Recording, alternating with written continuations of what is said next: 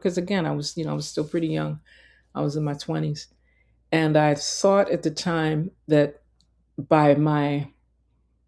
by my example and my earnest engagement and wanting to help people and contribute to the community and be able to work with their children and work with their women. I was doing a lot of work around health and midwifery and education. And I thought that if I had that kind of thrust and didn't have a lot of money, but I thought I had enough resource that I could come and transform things, forgetting that you need to meet people where they are. You need to leave your, in this case, Western mindset in the West and observe, reflect, honor what are the strengths in that space,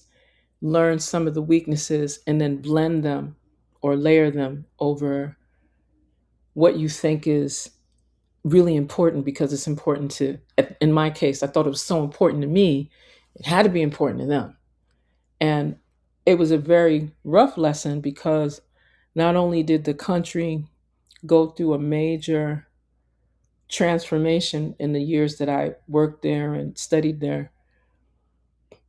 uh, but it also led to me really learning how to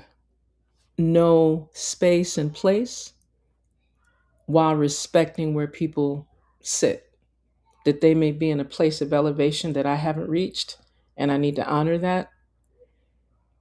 And then I need to be able to know that I may have a lot of gifts to offer, but they're just not prepared or ready for that. And to not take it like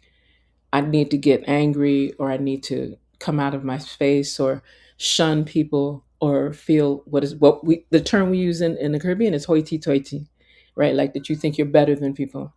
right? Because you come from wherever you come from and you have a little extra. And that's something that I've learned to teach other persons that are doing that kind of travel. And especially if they're speaking of repatriating to another country, especially those coming out of the 48 contiguous US, because the 48 contiguous US has a way of, it's so seemingly solid, even though people think it's in chaos now, sort of in a way, but it's still, people have running water, they have electricity most of the time,